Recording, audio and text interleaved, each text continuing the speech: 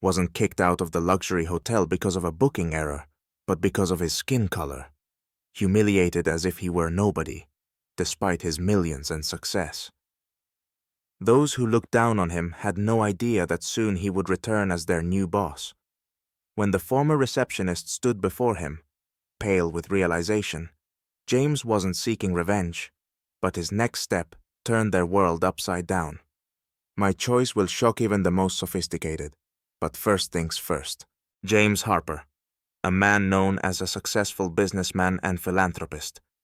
He rose from a poor neighborhood in Chicago, where he had faced racial discrimination since childhood. Yet through perseverance and talent, he built a multi-million-dollar empire. Despite his success, James never forgot the struggles he had to overcome. Every victory was his personal response to the bias he faced all his life. That day, James arrived in Los Angeles for an important meeting with investors. He chose the prestigious Regency Hotel, famous for its luxury service and elite status. Driving up in his new Bentley, James was ready to relax before the serious negotiations. In the parking lot, he wasn't greeted as customers with expensive cars usually were. The valet, upon seeing James, didn't approach right away, instead attending to a white couple who arrived later. Although James was used to such small slights, he felt a twinge of irritation, but chose to ignore it.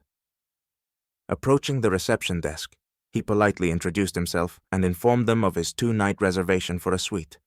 However, the receptionist, a middle-aged man with a frozen expression, looked at James as if he had made a mistake by showing up there. "There's no reservation under your name," the receptionist coldly said, without even bothering to check the system. James pulled out his phone to show the booking confirmation. But instead of checking, the receptionist scowled. "I'm sorry, but we have no rooms available. I suggest you try another hotel." James could feel his patience wearing thin. "I've already paid for my reservation," he replied calmly, holding back growing frustration.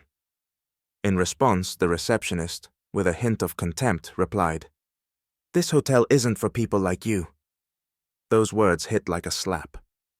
James felt a familiar surge of anger mixed with humiliation. His success, status, money, none of it mattered to the man who saw only the color of his skin. Rage boiled inside him, but he suppressed it, knowing that reacting emotionally would only worsen the situation. He turned and left the hotel, feeling the judgmental stares of the staff and guests. In that moment, James realized that this wasn't just a case of personal bias. It was a challenge to the entire system, which was still built on discrimination. The first part of the story illustrates how the protagonist faces blatant racism in everyday life, despite his status and achievements. This incident serves as the catalyst for the unfolding events in James's battle against the system. James drove home, lost in dark thoughts. His mind was boiling with anger and humiliation, but what tormented him the most was the sense of injustice. No matter how much he achieved, how much money he earned, it didn't matter to those who continued to judge people by the color of their skin. The systemic racism he had fought against all his life continued to exist, permeating every aspect of life, even in places where status and money should have been a shield against discrimination. Upon arriving home, James immediately felt supported as soon as he saw his wife, Laura. Her attentive gaze instantly sensed his troubled state. "What happened?" she asked gently, though with a touch of concern in her voice. James sighed heavily and began to talk. He wasn't one to complain, but now he needed to speak out. He told her about the cold reception at the hotel, how the receptionist looked at him as though he didn't belong among people like them. He recounted the moment when he was denied the room, despite having prepaid. When he finished, Laura remained silent for a moment, processing what she had heard. She knew how deeply these situations affected James, even though he tried to hide it. "James," she finally said softly but firmly, "you've faced this kind of treatment before, and you've always come out on top, but you don't always have to walk away. You've already been down this road. You don't just have to respond to them, you can change the whole system." Laura's words pierced straight to James's heart. Her quiet confidence reminded him of who he was and what he had accomplished. She had always been his rock, supporting him during the hardest times when the world showed its true face. "You're right," he said. "But what can I do? They'll never change. It's part of the system." "You can do more than you think," Laura replied. "You have all the resources and the power. You can change the system. And start with that hotel." These words, spoken with quiet determination, ignited a new purpose within James. He realized he couldn't just walk away and forget what had happened. Laura had given him the push to act. His anger began to transform into strategy. Instead of allowing the system to break him, he decided to use his power to show the world he was more than they could imagine. With newfound resolve, James set out to make a change. He wasn't the type to react emotionally without a plan. His strength had always been in strategic thinking and leveraging his resources. He contacted lawyers and financial analysts to thoroughly investigate the owners of the Regency Hotel and their market position. James knew the most effective way to fight wasn't just through protest, but by using his influence in the business world. After several weeks of analysis and gathering information, James discovered that the hotel was part of a large chain that was experiencing serious financial difficulties. The pandemic and internal management problems had led to the hotel being listed among assets the owners were considering selling. For James, this was an opportunity he couldn't pass up. His team prepared an offer to buy a controlling stake in the company that owned the hotel. The deal was complex, but James knew that its successful completion would not only bring him profit, but also serve as a symbol of his personal victory over the system that had tried to humiliate him. After several rounds of negotiations and due diligence, the company owning the hotel chain accepted James's offer. He was now the rightful owner of the Regency. The entire process took about 3 months, and it was not an easy time, but James knew that in the end, triumph awaited him. On the day the deal was finalized, James decided to personally visit the hotel to see how things had been during that time. He walked into the familiar lobby, but this time with a completely different mindset. His step was more confident, his gaze steadier. The same receptionist who had once denied him service stood at the reception desk. The receptionist glanced briefly at James, not recognizing him right away. "Welcome to the Regency Hotel. How may I assist you?" he said, out of habit, arrogantly, not bothering to recall the face of the man he had once dealt with. Holding back a slight smile, James calmly replied, "I'm here on business. I have a meeting with the manager. Today is a day of important changes." Not realizing he was standing before the new owner, the receptionist directed James to the director's office, as he would with any important guest. At that moment, James felt a strange satisfaction. There was no malice or desire for revenge, just the realization that one decision could turn the situation around. Soon, all the hotel's managers gathered.